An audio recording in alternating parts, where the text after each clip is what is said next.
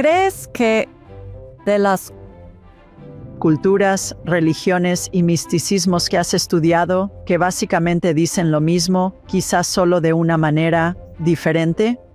Y si es así, ¿por qué las distintas maneras? Por su cultura y la época y su entorno y sus sistemas de creencias colectivos. Creo que si Buda hubiera vivido en los tiempos de Jesús, también lo habrían crucificado. Porque era un blasfemo, era lo que llamamos un teórico de la conspiración. Ya sabes, decir ustedes son dioses, eso es una blasfemia. ¿Quién eres tú para decir ustedes son dioses? Y sin embargo, la Biblia dice que estamos hechos a imagen de Dios, ya sabes. Pero creo que Meister Eckhart, el místico cristiano, dijo que los místicos entenderán, los teólogos discutirán, porque se conectaron con su divinidad, tuvieron una experiencia directa con lo divino o la fuente o Dios. Y creo que eso es un místico, alguien que tiene una experiencia directa. Hola a todos, bienvenidos a Ask Julie Ryan. Mezclamos espiritualidad y practicidad para ayudarte a vivir con propósito y alegría. Hoy tenemos con nosotros en el programa a Bubu García. Bubu es un buscador espiritual, escritor y presentador del podcast Broader Lens, donde explora la sabiduría antigua, la conciencia superior y los orígenes cósmicos de la humanidad. Su camino comenzó con dificultades, marcado por el trauma, las pandillas y la adicción, hasta un profundo despertar cuando vislumbró el nirvana. Será fascinante escuchar cómo textos antiguos y experiencias espirituales personales dieron forma a su transformación y nueva vida. Por favor, recuerden suscribirse, comentar y compartir este episodio con familia y amigos. Ahora hablemos con Bubu. Bubu, bienvenido al programa. Estoy encantada de tenerte con nosotros hoy. No, gracias. Un honor estar aquí. Claro que sí. Dices que has tenido un vistazo del nirvana. ¿Cómo? ¿Qué pasó? También digo que soy un místico del barrio porque crecí en el barrio en Los Ángeles y tuve mucho misticismo después de ese evento, pero sí, un vistazo del nirvana. Estaba sufriendo mucho, sufría de adicción al alcohol, y estaba atrapado en este ciclo de pensar, sentir y beber y no sabía cómo salir de él.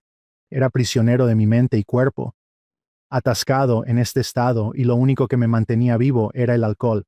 Pero lo que pasó fue como, diría Carl Jung, no se llega a la conciencia sin dolor, o Eckhart Tolle diría, al principio de toda adicción hay dolor y al final de toda adicción hay dolor. Y lo que me pasó a mí es que tenía tanto dolor que finalmente desperté. En mi última noche de copas, perdí el conocimiento otra vez y cuando bebo, creo que soy Tupac, Bruce Lee y Boy George, todos juntos bromeando, pero yo estaba sufriendo mucho. Hubo una balacera, un caos tremendo como toda mi vida había sido hasta entonces y desperté en un estado de la nada. Estaba en un lugar oscuro donde estaba más allá de los 5 sentidos y estaba en un estado de conciencia pura. Supongo que puedo decir, quisiera decir que sentí paz y alegría, como toda esa, ya sabes, dicha interior, pero no recuerdo esa parte, solo sé que estaba en un estado de la nada. Y tan rápido como estuve ahí, salí de golpe y volví a la realidad de los 5 sentidos y volví a mi sufrimiento. Pero algo fundamental cambió en mí. Ya no era la misma persona que fui antes. Sabía en lo más profundo de mi ser que ya no iba a beber, ni a ir de fiesta, ni a vivir como vivía. Tuve un cambio de conciencia a partir de ese momento, y la palabra nirvana significa extinguir o apagar. Tuve un breve momento de muerte del ego y también parte de ese viejo sentido del yo. Esas capas desaparecieron. Entonces, ¿qué crees que pasó? ¿Dónde estabas cuando estabas en la nada? ¿Puedes describírnoslo? ¿Fue como si estuvieras en este cuarto negro o qué pasó y luego, qué crees que causó el cambio? No tengo idea, mucho dolor me hizo despertar, pero mi amigo estaba en la cárcel cuando dejé de beber y yo, después de como un año de estar en esto, de la sobriedad y tratar de vivir sobre una base espiritual, me llamó desde la cárcel y me describió lo que me pasó y dijo que estuvo conmigo esa noche y yo perdí el conocimiento, no sabía qué pasaba y dijo que yo estaba en el cuarto, él estaba en el departamento de mi amigo, me dejó quedarme ahí porque sabía que no tenía casa y él mismo estaba en rehabilitación, pero me dejó quedarme ahí. Mi amigo estaba conmigo esa noche. Me escuchó en el cuarto y lo describió como si estuviera peleando con demonios. Yo escuchó muchos gritos, muchos alaridos y de repente todo quedó en silencio. Y eso es todo lo que recuerda. Él dice, tenía tanto miedo de siquiera abrir la puerta ni por los ruidos que estaba escuchando. Quizá tenía algunas entidades adheridas que se estaban yendo, liberándose de mí, no tengo idea, pero él también escuchó ese silencio. Vaya. ¿Te dijo cuánto duró el episodio?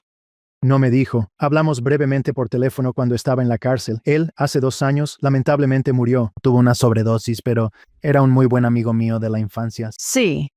No. Cuéntanos cómo es crecer en las calles.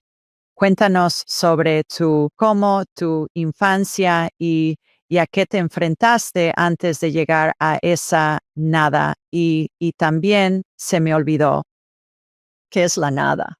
¿Puedes describirnos la nada?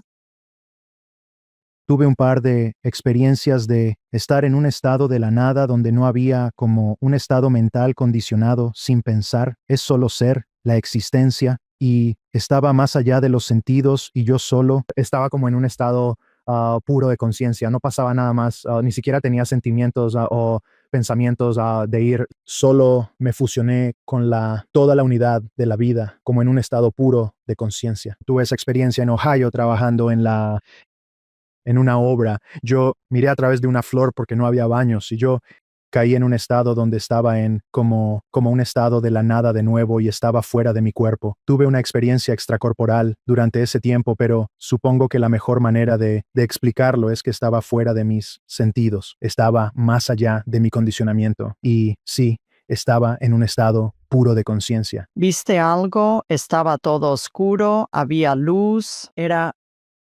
En Ohio vi cómo me fusionaba con todo, con los árboles y todo. Me fusioné con eso y se sintió como, ¿te acuerdas de esa película Depredador, donde se está escondiendo, como que se camufla con su entorno y es como si apenas pudieras ver como esta frecuencia, como esto es realmente, se ve como el entorno es transparente, pero como que se mueve rápido. Así es como así vi todo, pero yo sentí que estaba fusionado con todo, todo era uno. Ok, gracias. Cuéntanos cómo es crecer en la difícil situación en la que creciste durante tu infancia y también como joven adulto. Lo interesante es que me gusta llamarme gángster espiritual porque tuve un despertar espiritual más tarde y yo viví la vida de pandillero toda mi vida. A mis padres, a mi papá le dispararon 5 veces en 2 ocasiones diferentes, tenía una cortada en la cara. Parecía cara cortada, me avergonzaba de mis padres en juntas. En la escuela, a mi mamá la acuchillaron en la espalda 50 veces. Siempre fue como que no tenía miedo de ser violenta si era necesario. Y vivíamos ese estilo de vida, era normal para nosotros. Y crecer fue duro, yo me sentía como los monsters, ya sabes, mi familia, y siempre estaba avergonzado. No me sentía como los niños normales, siempre ya me sentía diferente. Mi papá me pegaba y hoy, ya sabes, miro atrás y sé que mis padres hicieron lo mejor con las herramientas que tenían. Si hubieran sabido más, lo habrían hecho mejor. Mi papá consumía drogas y alcohol, todo eso en casa. Mi casa era el lugar de la fiesta. Yo jugaba afuera con niños normales. De repente, amigos de mi papá discuten y a alguien lo apuñalan. Yo no sabía cómo procesar eso. No sabía cómo, ya sabes, hablo de la masculinidad tóxica y algunas personas intentarán defender eso con la masculinidad divina y estoy de acuerdo con eso también, pero la masculinidad tóxica es cuando no sé cómo, cuando reprimo mis emociones. Ya sabes, los niños no lloran, sé fuerte, sé este tipo rudo, sé el mejor en todo y si no puedo hacer eso, ya sabes, y si necesito llorar. Y eso creó eso, que todo eso se metió dentro de mí. Pero de repente, ya sabes, yo necesito encontrar formas de salir de mí mismo, solo para adormecerme, y lo encontré en primer grado cuando le pegué a un niño por decirme oso yogi y bubu. Ya sabes, yo le pegué y sentí algo de alivio. Luego, tenía que ser el mejor en deportes porque me sentía menos, debía ser mejor que otros. Me escoges primero cuando juego básquetbol, fútbol americano o béisbol, o boliche, ya sabes, pero sí, fue muy duro ver a mis padres divorciarse y tuve mucho abandono, todo tipo de cosas diferentes pasando, ver a mi madre con otro hombre cuando mi papá está en la cárcel, o simplemente ir a ver a mi papá cuando lo arrestan, y pasar por ese proceso en celdas de concreto y ver, sentir la energía de la gente. Pero lo loco de vivir en ese ambiente es que siempre he tenido este destello de recuerdo de otras vidas. Tenía esta profunda conexión con la India. Recuerdo haber visto Indiana Jones por primera vez, aunque sea un ambiente montado. Sentí que ya había estado allí. Me dio un recuerdo. Incluso viendo esas viejas películas de Kung Fu en los 80 en la tele, sabía que había vivido en ese tipo de ambiente antes, tenía este conocimiento interno, así que cuando tuve mi despertar años después, volví a esas enseñanzas. Estábamos viendo el partido de básquetbol de Alabama contra Auburn el fin de semana y uno de los jugadores de Alabama hizo ¿cómo se llama? Miyagi o Monogi o como sea, la pose de la grulla, después de que anotó como un triple o algo que ganó el partido e hizo eso y la multitud se volvió loca. Y creo que eso ha existido ya por décadas, con esos movimientos de Karate Kid. Me recuerda eso contigo, mencionándolo. ¿Cómo le llaman a esa pose de la grulla donde él? ¿Ya sabes de lo que hablo? Sé perfectamente de lo que hablas, pero no recuerdo el nombre exacto, no. Sí, levanta los brazos y todo eso. ¿Eras hijo único? Pero no, tenía dos hermanas pelirrojas. Soy irlandés y mexicano. No puede ser. Pero ya sabes, miro atrás y cuando me uní a una pandilla no fue porque fuera una mala persona, lo hice porque realmente quería sentirme querido, quería sentir que pertenecía y sentirme a alguien, como que yo importaba, que era alguien. Así que con eso vienen todo tipo de cosas, ya sabes, de las que no era consciente, pero solo quería ser parte de algo. Así que mandé una solicitud de amistad en el barrio, y una solicitud de amistad no es en Facebook, sino que en el barrio es cuando los chavos te rodean y te brincan para entrar y te dan una paliza por minutos, y por fin sentí que era parte de algo, que era alguien. ¿Crees que todo eso, todos esos años de pandillas y trauma y todo ese rollo te han preparado para tu misión actual? Creo que sí. Recuerdo soñar de niño con el acosador nocturno. No sé si has oído de él, Richard Ramírez. Recuerdo soñar con él, diciéndome que me metiera a la alcantarilla. Encima había una reja, si entraba, se cerraría. Y estaba oscuro, todo era oscuridad, y había ratas y serpientes y cosas así. Y me estaba diciendo cosas, pero no podía oírlo. Pero seguía diciéndome que me le acercara, que me acercara más a él. Y luego, casi inmediatamente tuve un sueño tras otro donde veo a este personaje divino con una túnica blanca, pero no podía verle la cara por la luz del sol. Yo estaba, él en un cuarto. Tres de las paredes del cuarto eran verdes y el otro lado era como el cielo con luz, con la luz del sol, del espíritu. Y tuve, él, los pandilleros más activos que conocía me seguían a este cuarto. Cuando tuve mi despertar, creo que eso es parte de mi propósito, es ayudar a la gente a ver las cosas en grande. Ujú. Ya. También mencionas que experimentaste una muerte compartida con tu padre. ¿Podrías contarnos un poco más sobre esa experiencia? Sí, mi padre volvió a mi vida porque se fue cuando yo era niño y fue tan doloroso, tanto dolor cuando se fue. Eso fue por problemas de abandono. De niño no sabía cómo procesar eso o hablar de estas cosas. ¿No? Sentí que era mi culpa. Si hubiera sido más adorable, se habría quedado con nosotros. Y mi papá regresa a mi vida y para entonces es un hombre cambiado. Tenía un tatuaje, una lágrima justo aquí y se lo quitó. Y habla diferente, vive diferente. Era mecánico y un día quería trabajar en El Camino. Pero un par de días antes de eso, estaba en la sala de emergencias, tuve que llevarlo y me contó toda su vida y se disculpó por esto y se disculpó por aquello. Estábamos en Long Beach en emergencias y estuvimos horas y me contó toda su vida. No pude comprender lo que trataba de hacer hasta mi despertar, pero sentí que la muerte estaba cerca para él. Sentí esta muerte, ¿sabes? Recuerdo llamar a mi hermana, diciéndole que tal vez quisiera pasar tiempo con papá. No creo que vayan a estar aquí por mucho más tiempo. Sí que llega el domingo, toca a mi puerta, acababa de llegar a casa después de estar de fiesta toda la noche y quiere que vaya a la iglesia con él. Y lo de la iglesia no es lo mío, pero le dije, regresa después de la iglesia, y esperando que no regresara, y regresó, y su hermano menor estaba volando un avión de control remoto en los acantilados de San Pedro, California, justo en la costa. Se quedó atascado y estábamos hablando, debatiendo sobre ir a buscar el avión. Así que bajamos un par de escalones y decidimos no ir. Mi papá dio un par de pasos más y se resbaló por el acantilado. Y solo vi una nube de polvo y corrí como una milla hasta donde hay una escalera que baja hasta las rocas. Y cuando alcancé a mi padre, Lo agarré y solo recuerdo ver una lágrima de verdad, en el lugar de su lágrima tatuada, y en algún punto tuve una experiencia extracorporal o una experiencia de muerte compartida, me di cuenta, y vi todo desde fuera de mi cuerpo. Estaba viendo todo desde una escena como totalmente diferente, como una escena de película. Simplemente subí al cielo y pude ver todo el panorama. Vi a bomberos, policías, gente asomada en los acantilados, mirando, tratando de ver hacia abajo. Me veo a mí y a mi tío sosteniendo a mi padre y a ellos corriendo hacia nosotros. En Más tarde, cuando tuve mi despertar, empecé a recibir muchas de las escrituras hindúes, y la escritura hindú habla de cómo el ser no muere. Y tú hablaste de eso. Vi un clip tuyo diciendo, así como una vela no puede vivir sin fuego, el hombre no puede vivir sin una vida espiritual. Y tocaste ese punto y me hizo como sonreír. Me encanta esa cita, es muy buena. Pero sí, tuve una experiencia de muerte compartida con mi padre, donde me di cuenta de que en realidad no murió, y creo que esa fue su forma de mostrármelo. Pero sentí mucho dolor después de eso. Sentí un doble problema de abandono. Ahora regresa a mi vida y ahora se ha ido. No culpé como a un Dios ni nada, solo estaba muy dolido y no sabía cómo procesar esas cosas. Así que mi ira se intensificó y luego pasé por una oscuridad y adicción más y más profundas y seguí ese camino y mucho sufrimiento y finalmente me despertó. Otra experiencia es cuando una chica fue asesinada por mi culpa. Unos tipos me estaban disparando a mí y a ella le dieron un tiro en la cabeza y fue muy duro, ¿sabes? Y simplemente me refugié más y más en la bebida porque no quería sentir.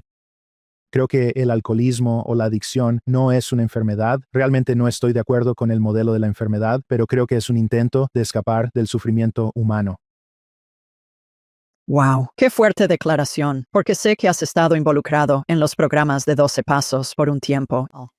Yeah. Y eso es lo que enseñan, básicamente, que es una adicción física. Dinos más sobre lo que piensas de eso. Creo que los 12 Pasos, el libro grande, fue escrito en 1939. La gente no se da cuenta que los Rockefeller intervinieron en el programa de 12 Pasos antes del libro y crearon este sistema educativo, ya sabes. Reescribieron la historia y controlan la narrativa, y creo que también crearon una matriz de la recuperación, y la gente puede no estar de acuerdo conmigo, pero es donde la gente realmente no se recupera.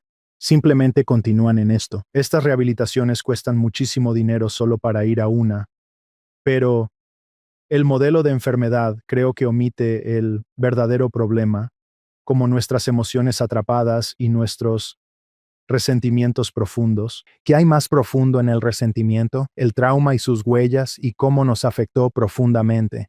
Creo que una vez que sanamos nuestros traumas, podemos enderezarnos mental y físicamente y espiritualmente. ¿De qué manera sana uno sus traumas? I can't. No puedo hablar por todos, pero puedo compartir sobre mí. Pasé por los 12 pasos y recomiendo mucho la ayuda externa para la gente. Para mí, encontré todo a través de los 12 pasos y más sufrimiento y más mirar afuera y aprender de maestros espirituales. Tuve mucho misticismo que me enseñó a amarme a mí mismo, lo cual nunca fui. Como dije, no me criaron con religión o espiritualidad. Creo que la única vez que íbamos a la iglesia era para una misa o como un día festivo o alguien, ya sabes, un funeral. Pero mis padres eran religiosos o espirituales. Para mí es realmente aprender a cambiar mi percepción. Sabes, en el cuarto paso de los 12 pasos aprendí, como dice Wayne Dyer, cuando cambias la forma en que ves las cosas que ves cambian, y oyes a gente que tiene experiencias cercanas a la muerte que hablan de esta revisión de vida. Cuando llegué al cuarto paso, empecé a escribir mis resentimientos hacia las personas que tenía, lugares y cosas. Luego me puse en el escenario con estas personas y empecé a...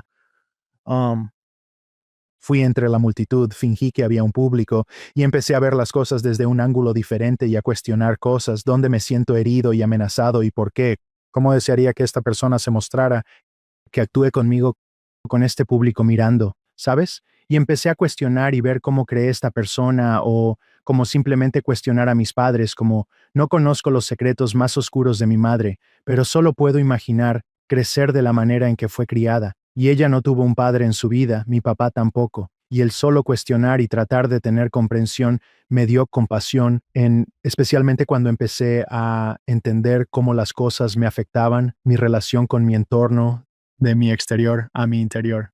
Eso generó enorme compasión y profunda comprensión en mi interior, lo que yo llamo autoconocimiento, conocimiento espiritual, entendimiento espiritual. Empecé a desarrollar eso al cuestionar esas cosas y así puedo tratar de tener más comprensión por la gente. Como cuando estuve en Ohio, un día estoy en la gasolinera y estoy experimentando mucho racismo, ¿verdad? No con todos, pero con mucha gente, pero puede ser contagioso si no eres consciente de ello, porque ahora a donde quiera que vayas, todo el mundo es racista si no eres consciente de eso, porque así es como la mente te llevará. Y un día estoy en una gasolinera y la gente hizo algunos comentarios y dijo cosas, pero me di cuenta de lo que eran. Me metí en su ser, si eso tiene sentido, en su propia mente, y pude entender lo que estaban pensando y de lo que estaban haciendo suposiciones. Cuando realmente entendí eso, no reaccioné a ellos. Fui más allá, me volví más sensible a la vida que a las demandas del ego, si eso te resulta comprensible. Y no creo que el ego sea completamente malo. Sí, lo necesitamos para sobrevivir y pero ser capaz de cambiar una perspectiva muchas veces nos da una imagen más clara de lo que está pasando, en lugar de solo cuál sea su reacción, especialmente si su reacción es por miedo. ¿Estás de acuerdo con eso? Sí, estoy de acuerdo con eso, completamente. Siempre digo que el ego no es tu amigo cuando eres inconsciente de él. Fui inconsciente de mi ego durante mucho tiempo.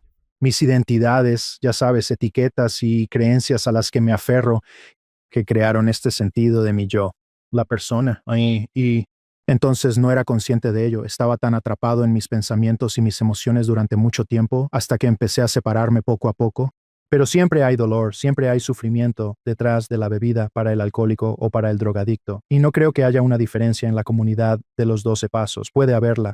Ha sido difícil para mí permanecer allí por el dogma y creo, te oí hablar de misticismo. Le preguntaste a la señora qué es el místicos, qué significa el misticismo para ella. Y creo que los místicos van más allá de los sistemas de creencias y el dogma y pueden, tienen esa unidad compartida. Por eso me encanta ese versículo. Bienaventurados los de limpio corazón, verán a Dios, no deidad, sino la fuente de vida en todos. Tengo muchas experiencias con eso, teniendo estas experiencias místicas. Sí, volviendo a la SM, la experiencia de muerte compartida. ¿Cuál es la diferencia entre una SM, una experiencia cercana a la muerte, y una experiencia de muerte compartida, según tú? ¿Qué diferencia hay entre una cercana a la muerte y una compartida? Bueno, una experiencia de muerte compartida, solo puedo hablar de mi pequeña experiencia, es que me fusioné con el espíritu de mi padre, donde puedo entender cuando el Buda dice, no hay un yo porque todos somos el ser, está en todos. Um, Mi amiga Nicole Lindy, medium, lo llama una fusión de almas. Me fusioné con el alma de mi papá, una experiencia cercana a la muerte. Nunca he tenido una, no podría decirte. Oyes todos estos términos diferentes y casi siento como, ¿qué pasó con un simple despertar en estos días? ¿Sabes? Sé que en las comunidades de experiencias cercanas a la muerte, muchos hablan de algo cercano a la muerte, pero un despertar espiritual para mí es una muerte espiritual, es muriendo como se nace a la vida eterna. Dice San Francisco, y creo que hay. Un despertar espiritual es una muerte, no es una casi muerte, como que es una muerte espiritual en mi opinión. Pero en cuanto a la experiencia cercana a la muerte, no tengo idea de la diferencia. Solo sé que tuve mi experiencia de muerte compartida con mi padre, y muchas de las escrituras hindúes cobraron vida para mí cuando tuve mi despertar y confirmaron lo que experimenté. ¿Puedes decir más sobre eso? Lo que experimentaste, cuando lo recuerdas, dijiste que tu alma se fusionó con la de tu papá. ¿Puedes describirnos eso? Danos una idea de qué se sintió, cómo se vio, cuánto duró, qué pasó. Te estamos mandando preguntas. Sí, no sé el tiempo exacto, pero porque estaba como en un estado atemporal, supongo, pero vi todo fuera de mí. Estaba fuera de mi cuerpo y podía ver todo el panorama, toda la escena, desde un estado elevado de conciencia. Y sí, me di cuenta de que no existe tal cosa como la muerte. No morimos, somos como la ola que rompe. Parece que desaparece, pero regresa al océano del espíritu. Y creo que eso es también un despertar. es la iluminación. Para la ola es darse cuenta de que eres agua, no la ola, eres parte del océano. Pero cuando tuve esa experiencia, me di cuenta de que mi padre no murió, pero en realidad es solo ver todo fuera de mí. Y creo que me fusioné con mi padre y tal vez esa fue su manera de mostrarme que no murió. Y que te amaba lo suficiente como para dejarte fusionar con él. Sí, esa es la impresión que me dio. Hermoso. Así que tuviste tu nirvana, tuviste tu experiencia de muerte compartida con tu papá. Suena a que todavía te drogabas cuando tu papá murió y luego tuviste tu experiencia de nirvana y luego empezaste a entrar en lo espiritual. El lado espiritual de la ecuación. Voy a decir que de verdad quiero profundizar en eso porque sé que te interesan muchas áreas diferentes de la espiritualidad. ¿Puedes darnos una idea de la trayectoria desde el momento en que tuviste tu despertar hasta a dónde te llevaron, cómo te guiaron, qué experimentaste, cuáles fueron los textos y culturas y religiones que estudiaste en el camino? Sí, después de como un año de sobriedad, entré a la comunidad de los 12 pasos. Y luego empecé a explorar fuera de ella. Y Rumi tiene una cita que dice, lo que buscas te está buscando, y mucho misticismo simplemente llegó a mí. Tuve un gurú que vino, se me apareció en espíritu, y llamado Yogananda. Luego me enteré y no supe quién era este tipo hasta después, pero recuerdo que intenté porque no sabía qué más hacer.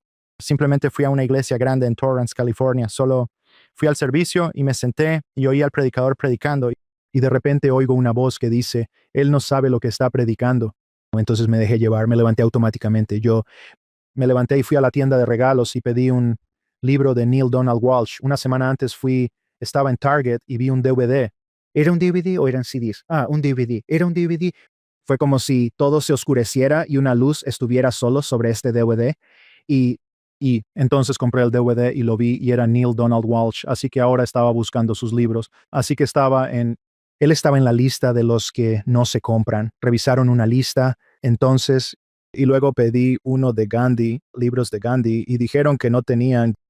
También estaba en la lista negra y yo, no manches. O sea, no leas estas cosas. Sí, porque era malo o era del diablo o lo que fuera. Va en contra de la palabra de Dios. Ay, por favor, sí.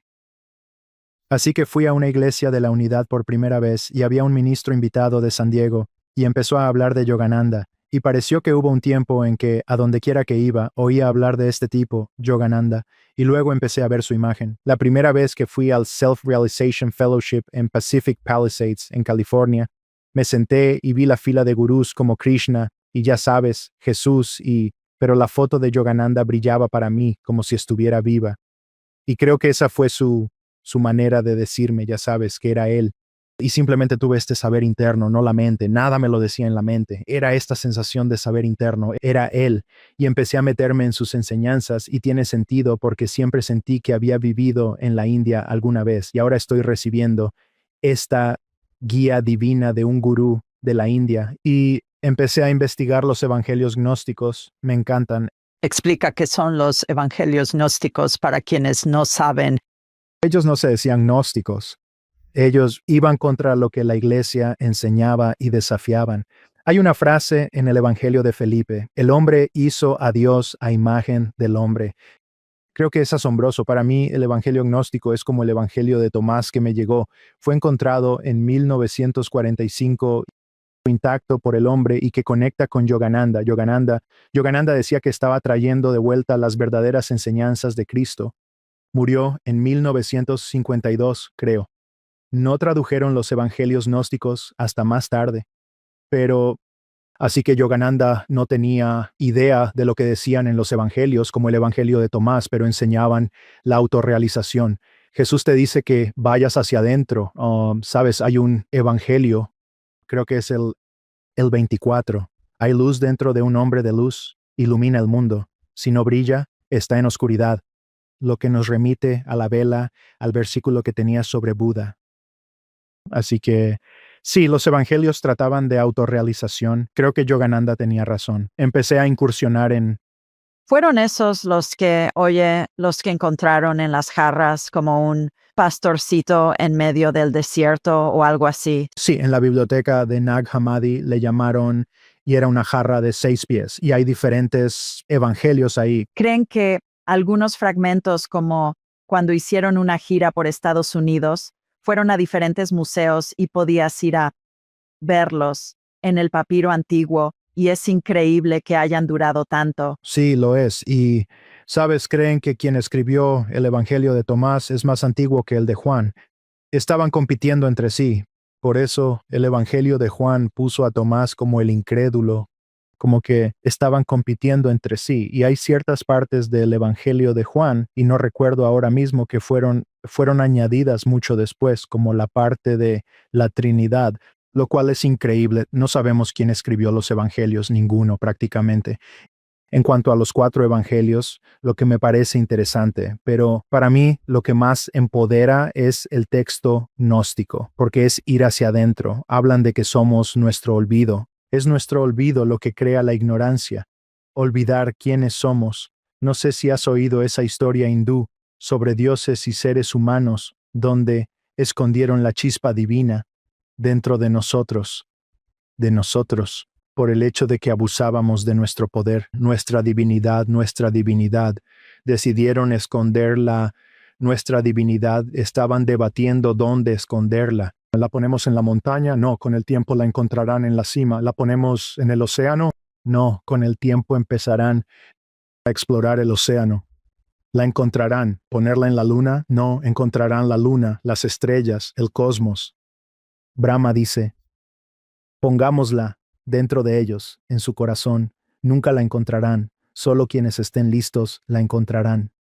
Me encanta eso. Y creo que eso es lo que los evangelios, el evangelio de Tomás, enseña. ¿Encuentras que de las culturas, religiones y misticismo que has estudiado, todas dicen lo mismo de una manera diferente? Y si es así, ¿por qué las diferentes maneras? Por su cultura y la época y su entorno y sus sistemas de creencias colectivos, creo que si Buda hubiera vivido en tiempos de Jesús, también lo habrían crucificado, porque era un blasfemo, era lo que llamamos un teórico de la conspiración. Ya sabes, decir vosotros sois dioses, eso es una blasfemia. ¿Quién eres tú para decir vosotros sois dioses? Sin embargo, la Biblia dice que estamos hechos a imagen de Dios, ¿sabes? Pero creo que Meister Eckhart, el místico cristiano, dijo, los místicos entenderán, los teólogos discutirán, porque ellos conectaron con su divinidad, tuvieron una experiencia directa con lo divino o la fuente o Dios. ¿Eso es un místico, alguien con experiencia directa? No creo. Como la gente que va a estudios bíblicos y cree que hay un solo significado para las escrituras. Aquí tienes un ejemplo. No, eso sería genial. Hace como un mes estaba paseando a mis 2 perros en el lago y estoy paseando a mis 2 perros en el lago y había un padre joven y una joven, su hija pequeña, y él debe haber tenido como 20 y tantos años y su hija tenía como 3 años. Y están mirando el lago y nosotros vamos por el sendero, mis 2 perros y yo, así que tendrías que darte la vuelta para vernos. Entonces su hijita se da la vuelta y vi como, pura dicha, un estado puro de conciencia, viendo la vida, en movimiento, sin ningún filtro. Ella está en un estado de dicha, de asombro. Ya sabes, para entrar en el reino de los cielos debes ser como un niño pequeño. Su padre se dio la vuelta y vi sus filtros. No sabía exactamente cuáles eran sus filtros, pero podía verlo mirando a través de sus lentes y tuvo una experiencia totalmente diferente a la de su hijita. Y pensé, wow. Y lo vi tan claramente. Y pienso, ¿quién más tiene esas experiencias paseando a sus perros? Pero he tenido tantas pequeñas experiencias diferentes como esa en mi vida diaria. Solo verlo mirar a través del lente del filtro, siendo un padre protector y ya sabes, todo diferente. Una experiencia diferente a la de su hija fue una forma tan hermosa de experimentarlo. Me encanta que estés interesado en la historia oculta.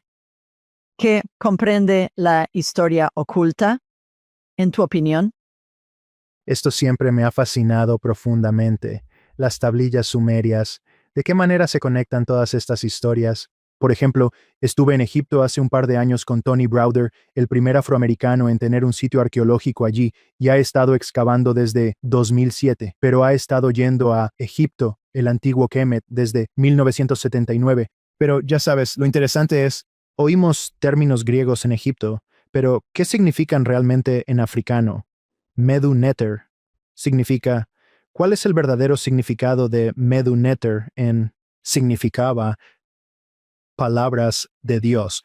Y creo que eso es, bueno, es de ahí de donde los escritores bíblicos sacaron la palabra de Dios, o en las escrituras hindúes dice el canto de Dios, o tratando de ver como quiénes eran los de la Atlántida, quiénes eran los lemurianos, quiénes eran los mayas, ya sabes de dónde vienen. Hubo antiguos alienígenas que realmente sembraron la humanidad o nos modificaron genéticamente, como que solo hacer estas preguntas. Siempre me ha interesado ese tipo de cosas, como Noé. ¿Quién era Noé? ¿Por qué es Siusudra en Mesopotamia? Ya sabes, solo cuestionar quiénes son, quiénes sostienen esos bolsos. ¿Por qué están en México? ¿Sabes por qué están en África? ¿Por qué están en Mesopotamia? O sea, es que hay tanto que no sabemos. Creo que hubo muchísimos ciclos de vida distintos a los que nos han contado. Como Cristóbal Colón, ya sabes, los griegos sabían de las Américas antes de Cristóbal Colón o de la era cristiana, según Manly P. Hall. Así que simplemente hay tanto que no sabemos. Entonces, ¿tú qué crees? ¿Cuál es tu hipótesis a estas alturas con los lemurianos y la gente de la Atlántida y cómo les dicen? Los atlantes, la gente de la Atlántida y los starseeds y todo ese rollo. ¿Has llegado a alguna especie de hipótesis de trabajo que estés explorando más a fondo? Creo que es mantener la mente abierta y simplemente saber que no sé y continuar buscando y cuestionando. Las tablas Esmeralda de Todd el Atlante, Cuéntanos sobre ellas. ¿Qué son? ni siquiera fueron encontradas. El doctor Durrell como que creo que dijo que las canalizó o las encontró en, no me sé toda la historia, pero no tenemos un libro físico, y se hicieron famosas. ¿Dónde se encuentra ese famoso libro de las tablas Esmeralda? ¿En qué lugar están esas tablas Esmeralda? Así que la gente está haciendo dinero con esto y hay cosas muy profundas escritas ahí. No me malinterpretes, ¿no? Siempre se puede aprender de estos escritos, pero en cuanto a unas tablas Esmeralda físicas, no sé si tengamos una. Ah. ¿Y por qué suena como la versión del rey Jacobo? Suena como la versión de la Biblia del rey Jacobo. Si fue hace 36,000 años que supuestamente se escribieron estas tablas Esmeralda, ¿por qué suenan como la versión del rey Jacobo de la Biblia? ¿Por qué usaría siquiera ese tipo de lenguaje en las tablas Esmeralda? Pero hay algunos escritos geniales ahí. Se puede aprender de ello. No me malinterpretes, hay visión espiritual en ese libro sobre las tablas Esmeralda. No estoy seguro de que haya existido una. Pero siempre intento estar abierto esos cráneos alargados, viendo cosas de Mesopotamia en Ecuador. ¿Por qué están allá? ¿Por qué esta ruina se parece a la de Camboya, similar a la de México? ¿Sabes? Solo tratando de cuestionar las cosas y aprender. Creo que eso es algo que me encanta por lo que vivo hoy, es ser un buscador espiritual. Así que siempre me fascina aprender sobre este tipo de cosas, o incluso te oí hablar de los leprechauns y eso. ¿Sabes? Los mayas hablaban de los aluxes, estos pequeños seres que se les aparecen principalmente a los niños, son como pequeños seres tipo enanos, así que siempre me ha fascinado ese tipo de cosas, creo. Sí, no tengo una mente que solo después de mi despertar la gente me pregunta quién juega para los Raiders y todo eso y, sabes, me encanta ver el partido, pero ya no me siento impulsado a verlo, como que tengo una mente que siempre está tratando de atar cabos. Sí creo que es interesante. Hablando de la gente pequeña, los expertos los llaman elementales, aprendí hace poco. Y los gnomos y los elfos y las hadas y los leprechauns y ya sabes, cualesquiera que sean los otros nombres para la gente pequeña. Y además has mencionado las ruinas. Me parece fascinante que mucha gente no sepa. Yo no lo sabía hasta hace unos años que hay pirámides por todo el mundo. Muchas están alineadas en coordenadas precisas en todo el planeta que se imitan. De ninguna manera. Es simple coincidencia. No hay posibilidad de que sea coincidencia. Y además, esas pirámides, muchas de ellas, especialmente en el Medio Oriente y en Europa, tienen agua, tienen arroyos o ríos que corren por debajo de ellas y son generadores de energía. Entonces pienso, ok, ¿qué está pasando ahí? ¿Para qué están generando energía? ¿Para quién?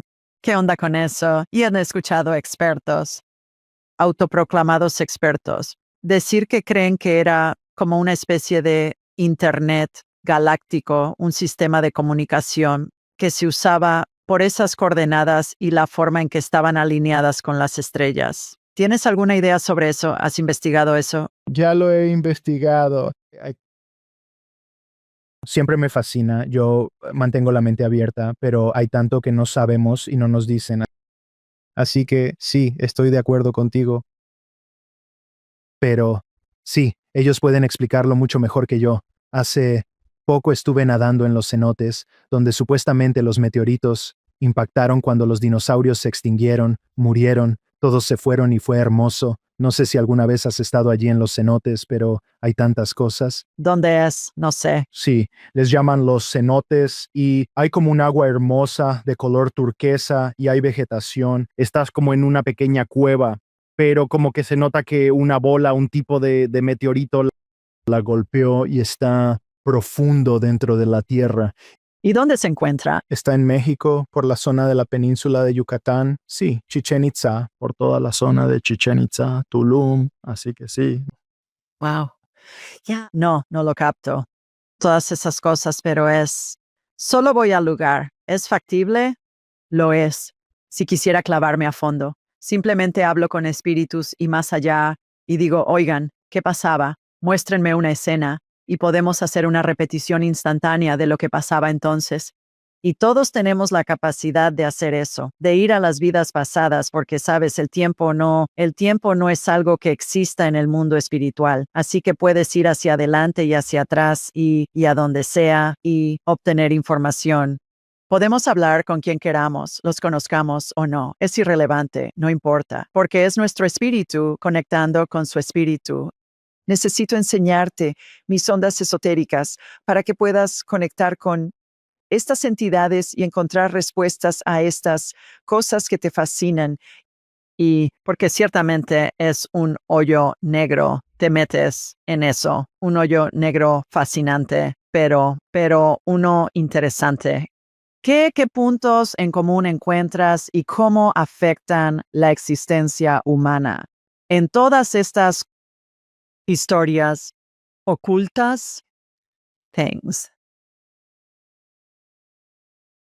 ¿Cómo afectan nuestra existencia humana? Yo, es una buena pregunta. Yo solo creo que hay tanto que ellos sabían que nosotros no sabemos. Y si continuamos cuestionando, creo que nos conecta de nuevo a nuestra unidad.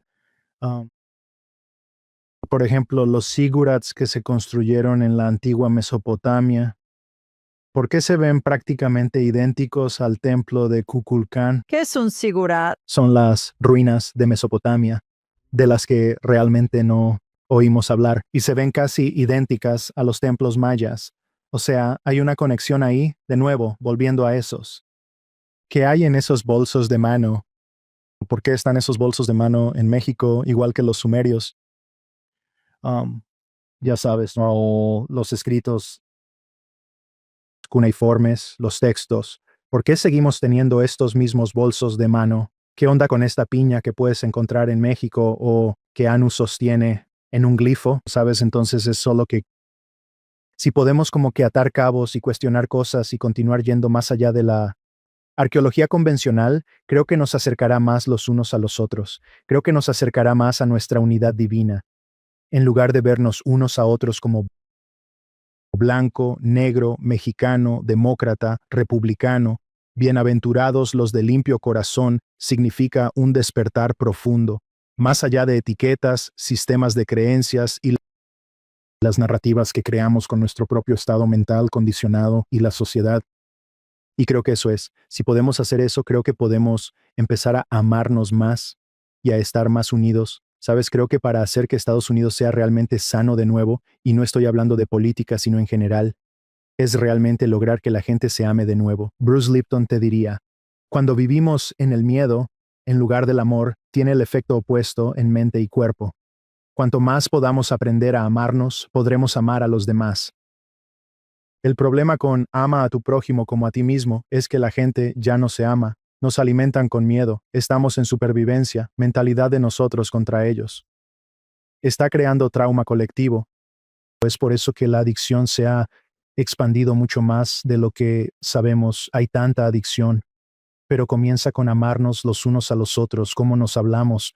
No veo cómo no podamos. Creo que estos principios espirituales deben ser lo primero. Y no digo que haya que forzar a la gente a vivir sobre una base espiritual, pero sí podemos ser más amables, más conscientes, más atentos y cuestionar las cosas y tratar de practicar más la comprensión. Hay una señora en la comunidad de los 12 Pasos, una amiga que falleció, siempre decía que los demás me traten mañana como yo traté a los demás hoy.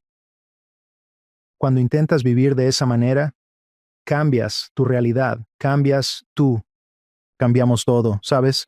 Y eso es lo que me encanta de la palabra. ¿Sabes? En los 12 pasos dice ser devueltos a nuestro sano juicio. En el segundo paso, bueno, sano juicio significa saludable e insensatez significa no saludable. Y tengo que mirar dentro de mí qué está creando la falta de salud y qué no es saludable. ¿Qué es saludable para mí? Debo cuidar cómo me hablo, ser consciente del crítico, asumir la responsabilidad de mis comportamientos diarios. Y sabes, a veces la voy a regar, pero necesitaba regarla para madurar un poco más. Sabes, no tengo que ser duro conmigo mismo. Así que creo que practicar el amarnos los unos a los otros y cómo nos hablamos, cómo nos miramos y tener comprensión es probablemente lo más importante que necesitamos hoy en el mundo actual. Perdón, me desvié del tema. No, eso fue profundo. ¿Crees que la gente se está volviendo más o menos curiosa sobre temas espirituales y por qué? Creo que se están volviendo cada vez más curiosos, para ser honesto, aunque todavía es difícil hablar en público sobre este tipo de cosas. Ha sido difícil para mí conectar con la gente en público sobre este tipo de cosas. Pero me encantan este tipo de podcasts donde puedo conectar con gente como tú y de la que puedo aprender. Pero creo que estamos teniendo un despertar cada vez mayor.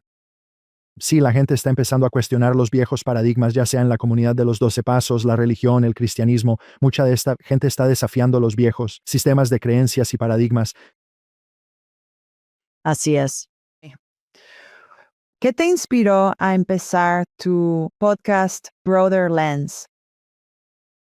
Creo que es un poco difícil tener un despertar y no querer ser más útil para la humanidad y realmente tratar de crear una nueva narrativa para la humanidad en lugar de seguir viendo estas películas basadas en el miedo y noticias y cosas así. Veamos cosas más profundas, ¿no sabes? Veamos más historia a nivel profundo. Así que déjame traer a Freddy Silva o a Marianne Williamson para hablar de otra perspectiva sobre Jesús o alguien que tuvo una experiencia cercana a la muerte y que comparta sobre esa hermosa vida, la revisión de vida.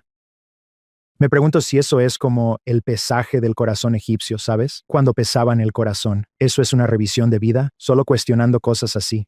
Sí, creo que así es como podemos expandirnos, cuestionando y tratando de entender las cosas, sin dogma, sin tomarse las cosas demasiado en serio y simplemente tener la mente abierta, con un corazón abierto. Los egipcios pesaban corazones. Tienen una historia sobre el pesaje del corazón.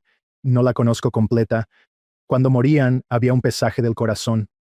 Para mí, me gusta verlo como la revisión de vida, porque escuchas tantas, es tan hermoso explicado por personas que han tenido experiencias cercanas a la muerte, y eso es lo que obtuve en el cuarto paso. Te estaba diciendo que como que solo cuestionando y viviendo, aprendiendo a vivir los 12 pasos a diario, aprendí a tener una revisión diaria. A lo largo de mi día, tener una revisión de vida por la noche. ¿Qué pude haber hecho mejor? Ver todas mis experiencias que tuve durante el día y simplemente cuestionar ese tipo de cosas. Eso es lo que me hizo una persona mucho mejor. Nunca antes había sido así hasta que finalmente encontré la verdadera forma de vivir.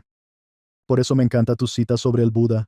El propósito de la vela es iluminar, dar luz, ¿sabes? Pero no puede dar luz sin fuego. Igualmente, como en lo espiritual, sin conciencia espiritual, solo vivía en la ignorancia. Por eso me encanta la palabra ignorancia, porque es una extensión de la palabra ignorar. Y cuanto más ignoro mis comportamientos diarios, me convertí en una persona ignorante. Pero para mí, la espiritualidad es asumir la responsabilidad de mi propia vida. ¿Sabes? En el budismo, la conciencia, la atención plena y la sabiduría son metáforas del fuego. Y el fuego quema y transforma esa ignorancia dentro de nosotros. Y mi favorita, woo woo. Y woo woo. Y empecé a usarla muy al principio. Woo woo. Y lo interesante es que hace unos años, mi amigo Sun Chang, sacerdote taoísta, dijo, ya sabes, wu en el taoísmo significa fuente. Dijo, le atinaste desde el principio.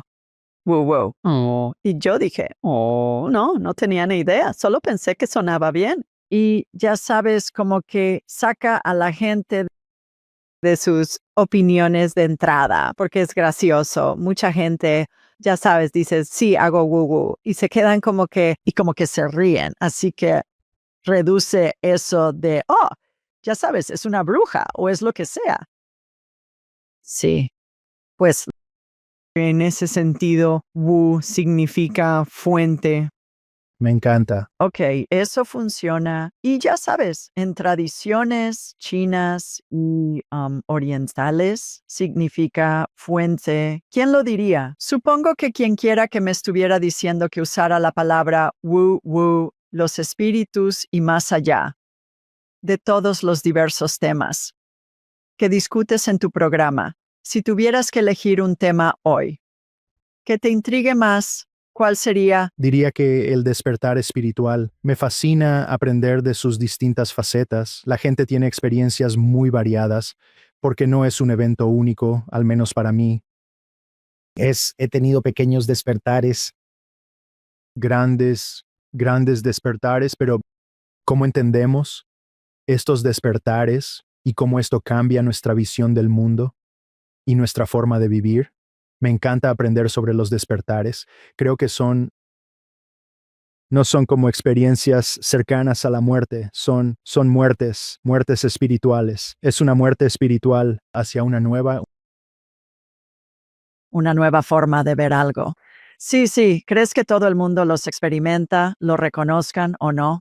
Creo que sí. Creo que todos tenemos nuestros propios pequeños despertares. Puedes llamarlo un cambio psíquico o lo que sea, pero sí, creo que todos los tenemos.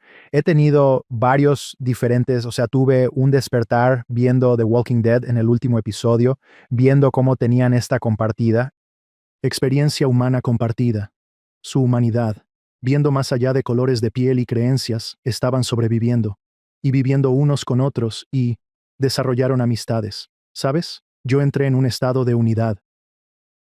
Estaba en el mercado justo después de ver este programa y se me salían las lágrimas mientras manejaba al mercado, porque podía sentir que todo mi ser brillaba, conectado con todo, ya fuera el cactus por el que pasaba o la roca, hasta la gente que entraba en esas tiendas, se dieran cuenta o no, podía sentirlo, podía verlo, podía percibirlo. Y sí, es solo una hermosa experiencia que he seguido teniendo, este tipo de experiencias con esa conciencia de unidad.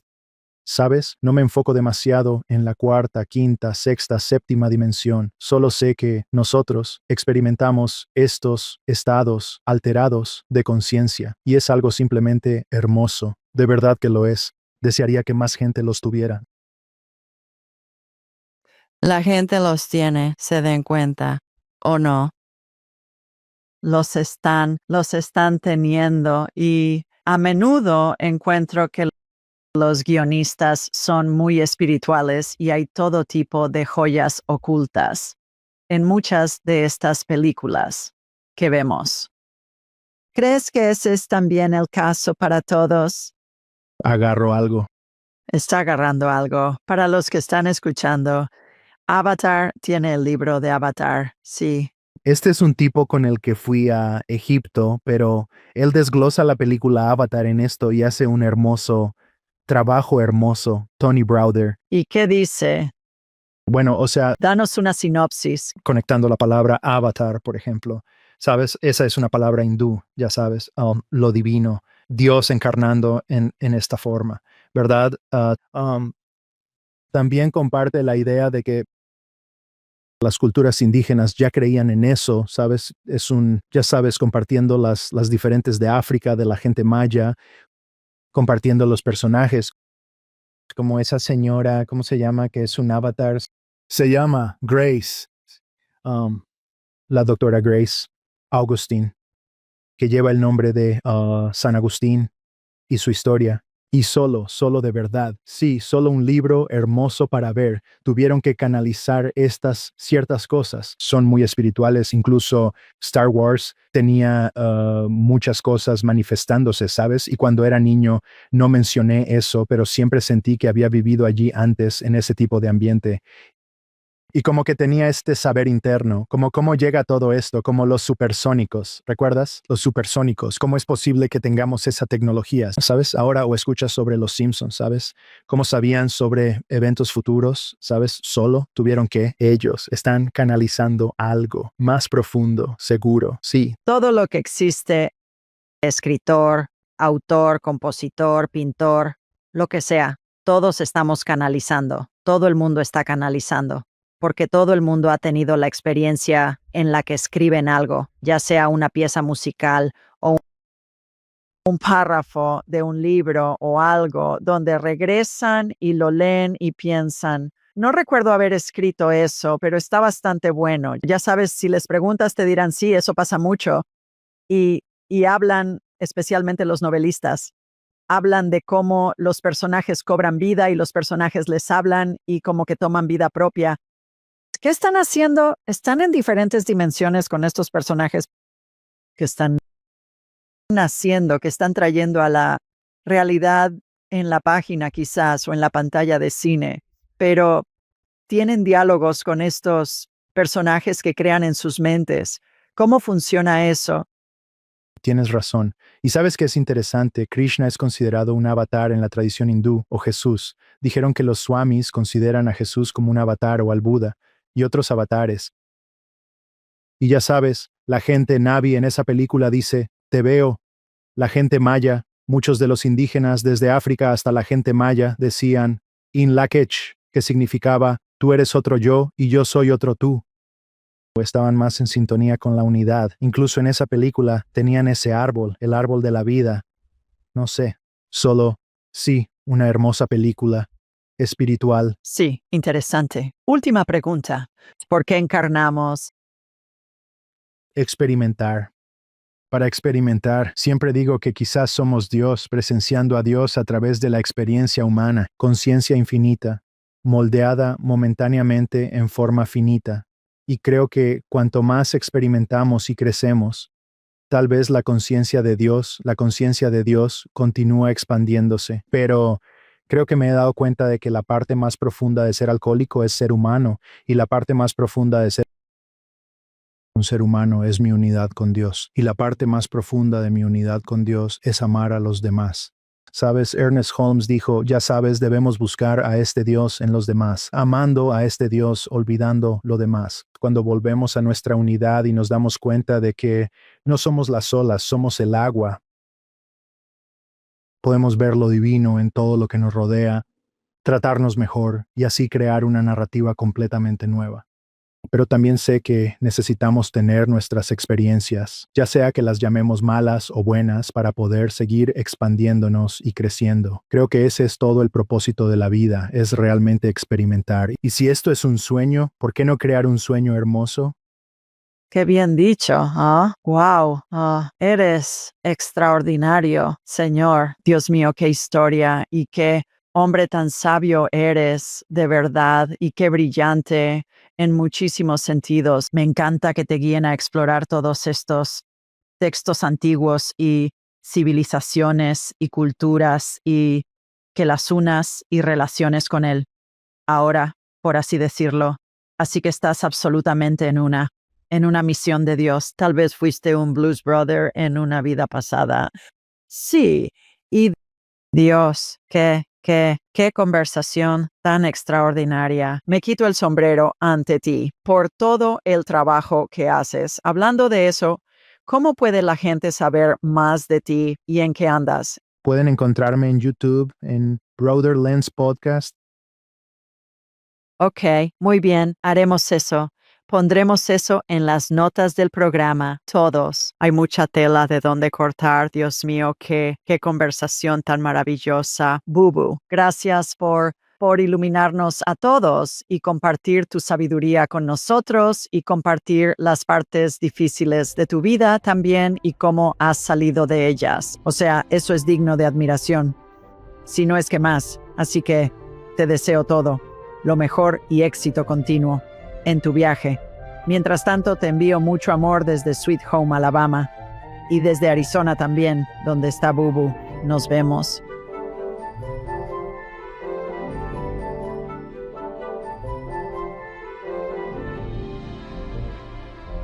Para mejorar tu viaje espiritual, haz clic en uno de los videos de abajo y recuerda suscribirte, dejar un comentario y compartir con tu familia y amigos.